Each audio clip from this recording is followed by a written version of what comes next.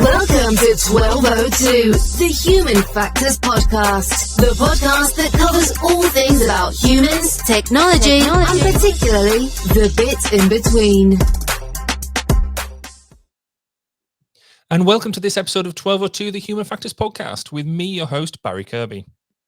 A domain that's always held an attraction for me is agriculture, and even more so with the development of technology that's been utilised to enable fewer people on a farm to do a lot more. From GPS-enabled tractors to the use of IoT technology to ensure the soil and water have exactly what is needed and when, as well as the ability to be able to predict weather windows for fertilising the land and harvesting crops. And this has been really brought to the fore most recently with the Amazon series around Tlaxon's farm. More people have got a greater appreciation of really what a difficult job farming is. But it's also a really dangerous environment with heavy machinery that is focused on cutting, mulching, squashing, shredding, as well as even simple things like pitchforks and animals that can do really unpredictable things. Therefore, I was really keen when I read an article in December's Ergonomist about investigating non-technical skills in the farming environment. I simply really wanted to know more. So I contacted one of the authors, Jill Poots, on Twitter to see if she'd be willing to have a chat. And I'm delighted that she's been able to join us today to give us some of her insights into human factors in agriculture. Hi, Jill, and thank you for being here today. No problem. Hello, Barry. Thanks for having me. No worries. So before we get stuck into the farming piece itself, let's find out a bit more about you. So what is it you're doing at the moment? So at the moment, I'm a postgraduate PhD researcher in the Psychology Applied to Safety and Health Lab at Leeds Beckett University. So I'm not investigating agriculture at the moment. I'm actually working on a project in telemedicine, specifically telephone triage, and I'm using systems thinking to understand the risks and propose some interventions in telephone triage work. That is a bit of a jump from the agriculture. Why did you why have you gone into that topic to do further research in? I think I recognise that there's still a long way to go with human factors in healthcare, and specifically I think in primary care and these new kind of distributed models of telemedicine, you know, where the patient and the professional aren't necessarily geographically co-present. So I think I was really just interested in you know, paving the way for some of that research. So I specifically wanted to focus on healthcare this time. I also joke that I'm just moving around, you know, like collecting industries. I did a little bit in oil and gas as well. So just hopping from one thing to another.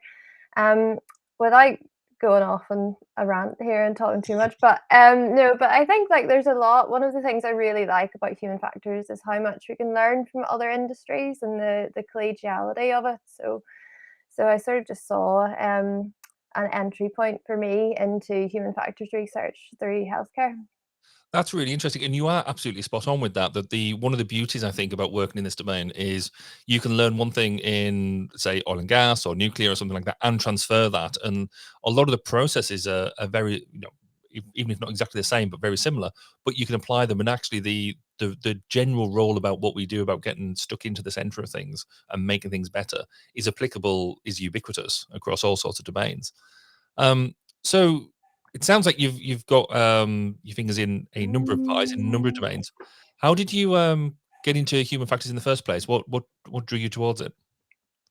So I studied psychology at the University of Aberdeen. So apologies, my phone was ringing there. It's okay. But yeah, I studied psychology, and I think like a lot of psychology students, I went into psychology thinking I'm going to be a clinical psychologist.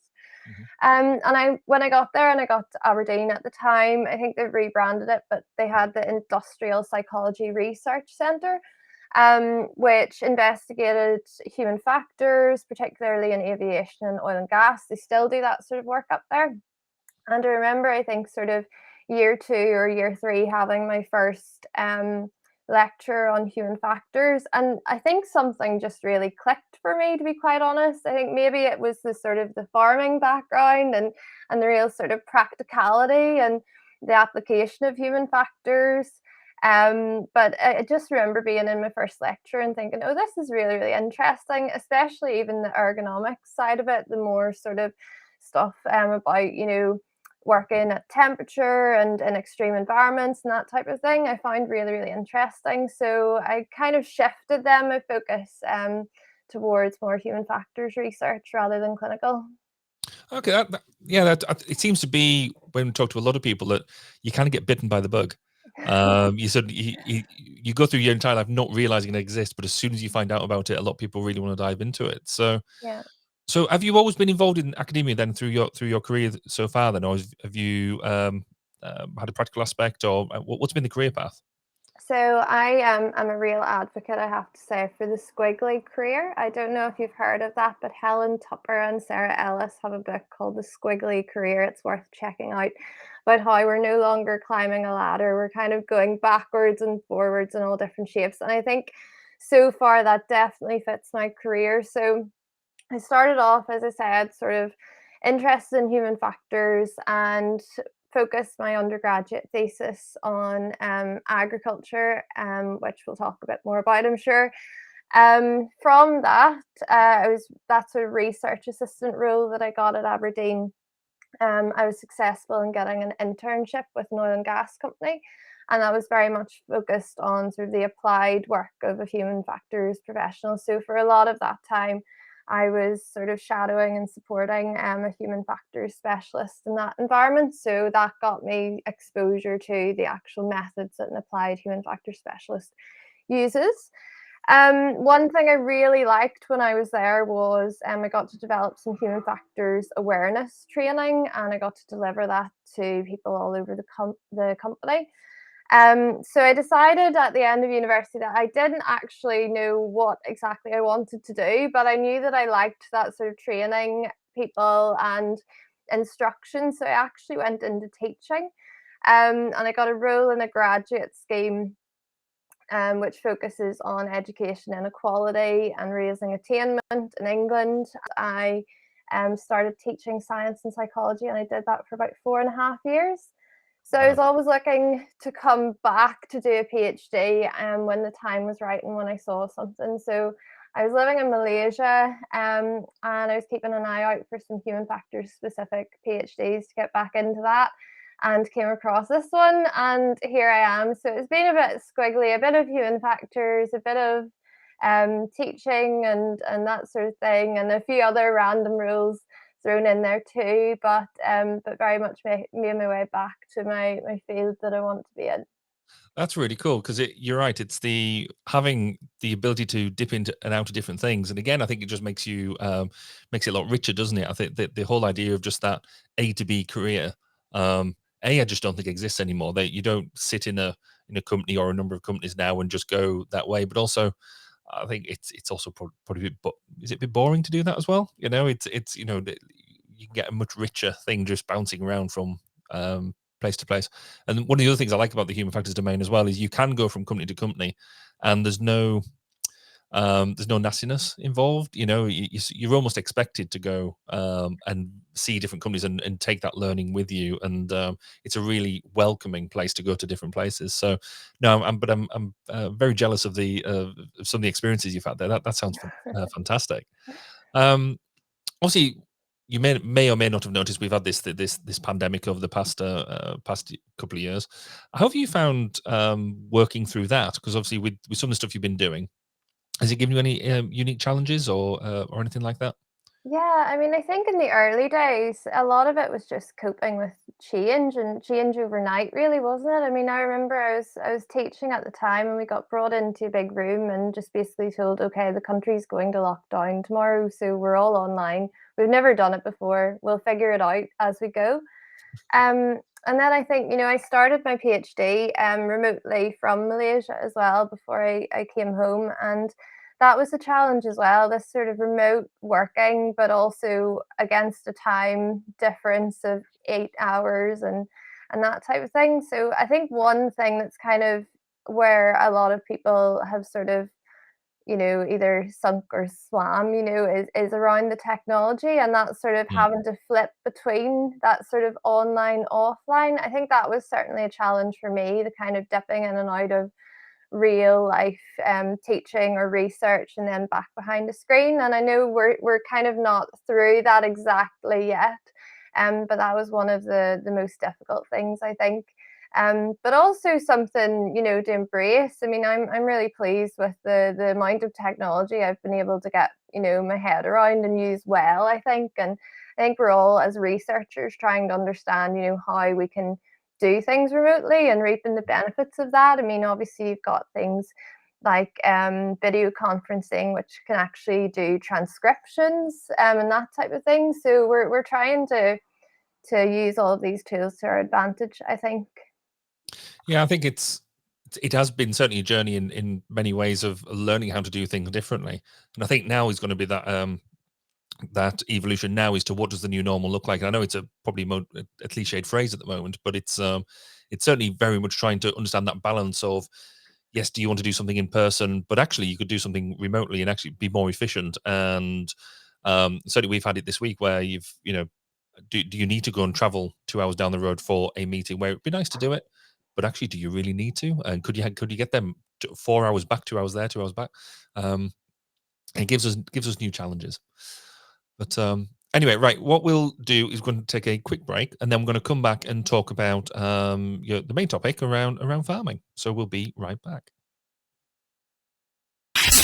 You are listening to 1202, the Human Factors podcast. We wanted to take the opportunity to say thank you for your support. You can help further by rating us through your podcast provider, sharing us through social media, and telling your friends and colleagues. Let's work together in raising awareness of the value in putting users at the center of what we do. And welcome back. And we talked to Jill Poots about the application of human factors in farming. So to set the scene a bit for us, Jill, what are the risks in farming? I guess it sounds a bit obvious, but what are we actually talking about? I mean, I think you say it sounds obvious, but I've actually found that a lot of people are very unaware of the risks, and people are always really surprised when I tell them that agriculture is probably the most dangerous or hazardous industry to work in.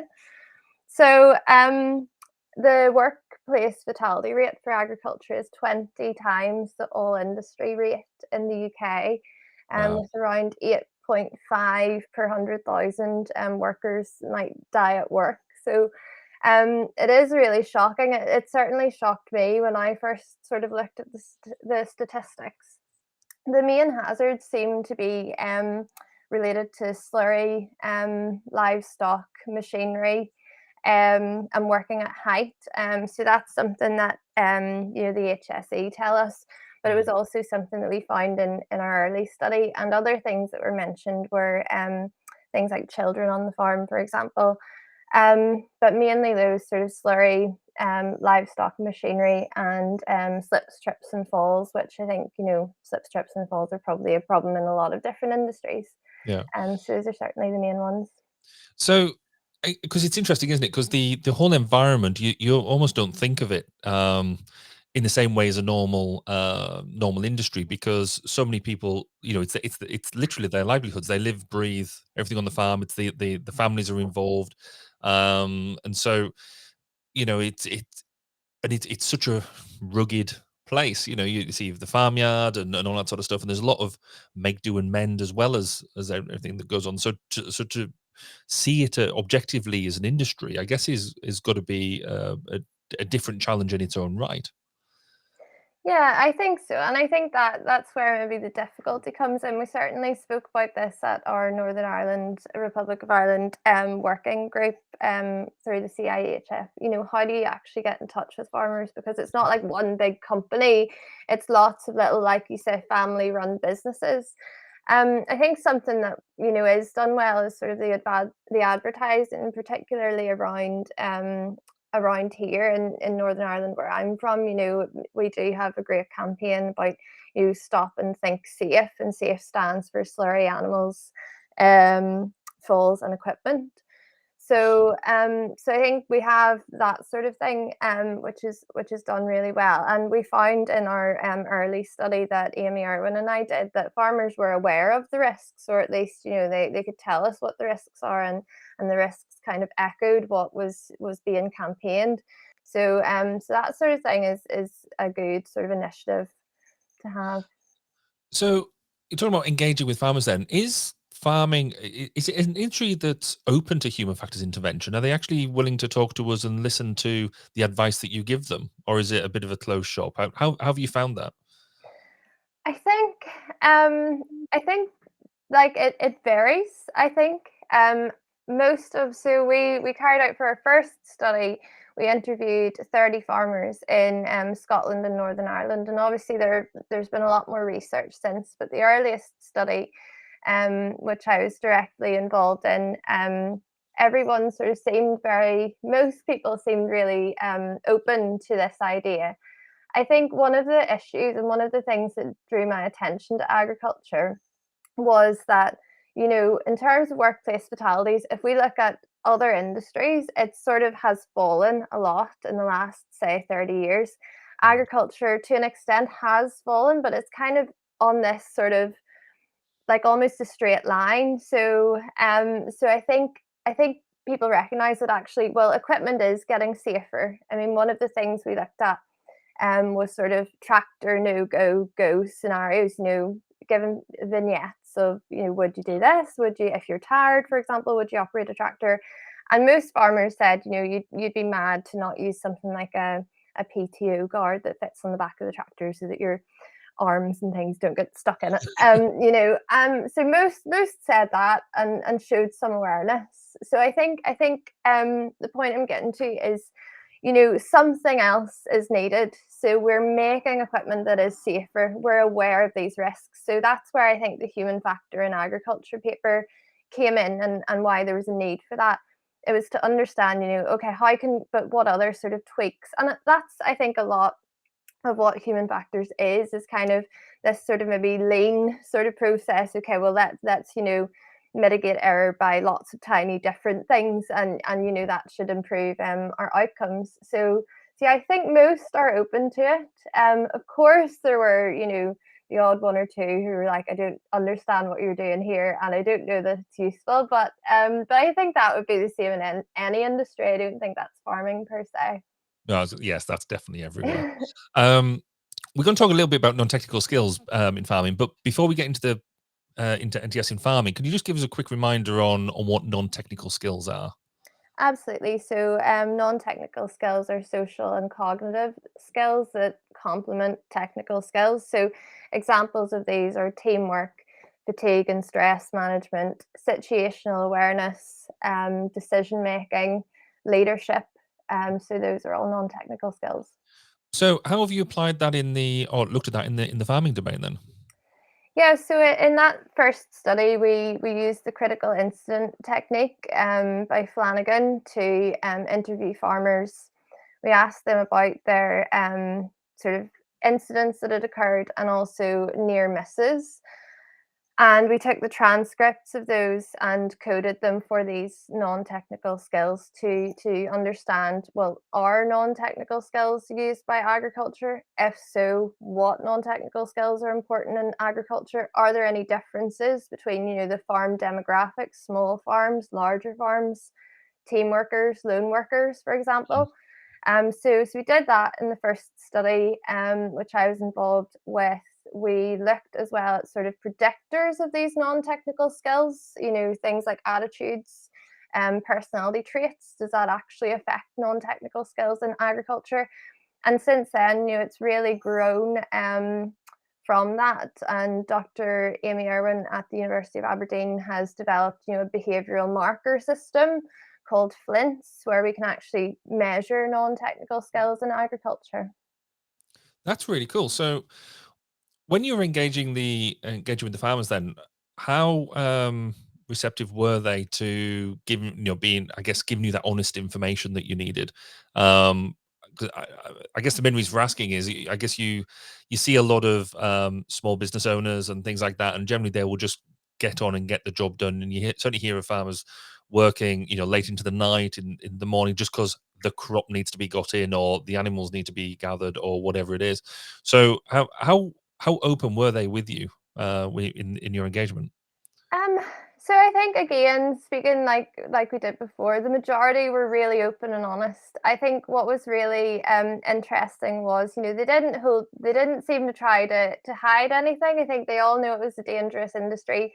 most people, and the majority reported daily, if not sort of weekly incidents, minor injuries, cuts, bruises, near misses, that type of thing. So they're very open about, the scale of safety in agriculture and the risks that are present. And I think everyone had something, some near miss or some incident. And most people were able to give both about, something that had happened to them or directly impacted their family or their team. So so I think they were pretty open in sharing how they found the job, and those things that you mentioned did come up as well about stress and fatigue. I mean, it's a time pressured role, really, so it's very important to talk about fatigue.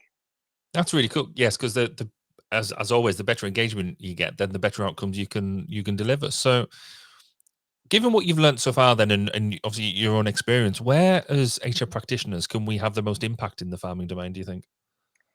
I think there's still a long way to go with awareness. So I think one of the things that human factors practitioners could contribute to agriculture is just raising awareness of what we do.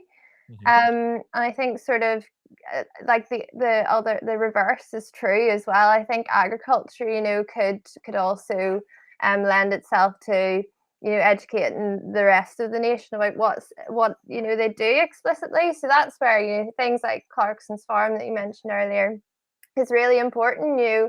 At raising awareness of the risks and of the diversity of the role in terms of tasks and jobs and things. I mean, a lot of farmers sort of double up as builders and engineers and roofers and everything. So it is a difficult job. But I think probably with human factors practitioners, certainly raising a lot more awareness of just sort of like these non-technical skills, for example, or investigating the usability of equipment. I don't know that there's very much in that. Human error assessments, that type of thing hasn't really gone on as far as I'm aware. So I think there's a lot of room for human factors to have an input into agriculture. That sounds really inspiring. A fertile domain, if you will. Sorry, I'll get you alluded to it earlier. So why the interest in agriculture? What's your background that got in it that's made you want to study this? Yeah, so well, I grew up on a farm. I'm a farmer's daughter. If you saw the lights just go off, that's because the milking machine has just started outside. So yeah, I suppose without sort of dropping my extended family in it, I suppose I'm just well used to what the hazards are, and I think, I mean, I remember I was talking earlier on about how, in a human factors lecture, something just clicked. And when it came to thinking about my own thesis, I was like, well, agriculture is a hazardous industry. So there must be lots of human factors research in agriculture. How could people not do that? And then I went and had a look at the literature, and obviously there wasn't very much. So I think that was kind of really what made me want to get into it. My own sort of area has been affected by agricultural fatalities. For example, the rugby player Nevin Spence and his family, were killed in a tragic slurry accident around the time that I was sort of choosing a direction for my thesis. So it was very much in everybody's hearts and minds about the dangers of agriculture, at least in this area. So that was one of the main drivers for it as well. I was also really involved in young farmers clubs, both in Ulster and in Scotland. So I was really passionate about the industry. I mean, I still am. I'm not working in the industry anymore, but I was really involved at the time, and I couldn't believe it when I just felt like no one's paying attention to this, and I wanted to make people pay attention to this. Yeah, no, and you can. It's always that that personal experience, which if you can get that behind you, can really drive you through this type of research and give you a real passion for it. So you've in the look at the medical domain at the moment. Do you think there is some more human factors in agriculture research lurking in there somewhere, or what does the future hold in that area for you? Do you think? For me specifically? Yeah. Yeah, I mean, I absolutely love being able to talk about those early research studies and kind of reviving a little bit, because obviously when I was teaching and kind of wasn't involved directly in human factors, that sort of fell off the radar. So it's been amazing to connect with, the Chartered Institute and be able to share this research and reconnect with Amy Irwin and Alinka Roxandra Tone, who are involved in this research still, and find out about what they're doing. I think I don't know. It's a very hard question to answer. You put me on the spot there. I mean, I would never say never about going back into agriculture. It's still an industry I'm really passionate about. And I think there's so much more to be done, as I mentioned, in terms of things like task specific investigations, human error assessments, usability, all of those things I mentioned are really, really important. And I think there's a whole other, area of agriculture that psychology could feed into. There's obviously like an issue with rural mental health. So again, I'm really passionate about that. So I guess I'll see how I get on with the PhD, and I'll get back to you in a year or two, Barry, and let you know where I am. That's cool. That'll be really good fun to check in and see where the squiggly line's gone now. Yeah. So just to sort of wrap up, then, what do you? I'm going to be asking these questions to all the everyone I interview. So it's a really clever feature called the final three, because it's the final three questions. What is your go-to book or paper or reference? And it can be technical or it could be fiction book that you keep on going back to. So I'd have to say it's The Safety at the Sharp End book by Professor Rona Flynn and her colleagues. I know I'm really plugging Aberdeen here. I'm not intending to, but even though my research at the moment isn't specifically focused on non-technical skills, I still go back to that handbook to look at the sort of methodologies for my own research. So that's my go-to. Cool. If you could go back and give yourself some advice, what advice would you give to the younger Jill? I think it would be about my squiggly career. And I think that's something I sort of would go back and tell any undergraduate. Like, it will be okay. You'll end up where you're supposed to end up, and you'll collect lots of great skills along the way. So that's one thing I would probably go back and say, don't worry, you're fine. You're on the right path, even if it doesn't feel like it. Yes, trust yourself, I guess is a underpinning thing there, isn't it? So finally, who would you, mainly because this makes my life a lot easier, who would you suggest we interview next? Who would you like to hear us interview? I think I'd really like to hear Amy Irwin and Alinka Roxandra Tone. I think it'd be really nice to hear about how they've really driven this research forward and what they're up to now. So that would be really good. Brilliant. I'll try and get in touch with them and see what we can sort out. Absolutely. So thank you, Jill. Really, really appreciate your time. How can people get in touch with you if they want to know more about what you're doing and what your squiggly career is up to? Absolutely. So on Twitter, so I'm J Pootsy, Pootsy on Twitter, or LinkedIn. You can find me. I don't think there are many Jill Pootses in the world, so it should be okay. Cool. And all of Jill's details will be on her guest profile when this episode is up on the website. So just to finish off then, just to let everybody know that we're going to be at the Ergonomics Conference. The Ergonomics Human Factors Conference is going to be in Birmingham for the live element on the 25th and 26th of April, where hopefully we'll be sitting down to interview some of the guest speakers, as well as get reactions and insights from some of the attendees. I'm kind of hoping that I'll be taking a microphone into the bar and seeing what happens. We'll see if I can get away with it. So if you're going, then do drop into our studio. Apparently, we're going to have a space and everything, and we might have some, I don't know, like roller banners and who knows what. It might even look vaguely efficient. So do drop in and say hi. If you're not going, then keep an eye on the social links to get our latest content, because we hope to be pushing out a load of stuff there. But for now, thank you very much for your time, Jill. Really, really appreciate it. And I will see and hear everybody on the next episode. Thank you for listening to 1202, the Human Factors Podcast. Please do get in touch with your thoughts, questions, and comments. You can contact us on social media such as Twitter, LinkedIn, and Facebook at 1202 Podcast. See you next time. And remember, it's more than just common sense.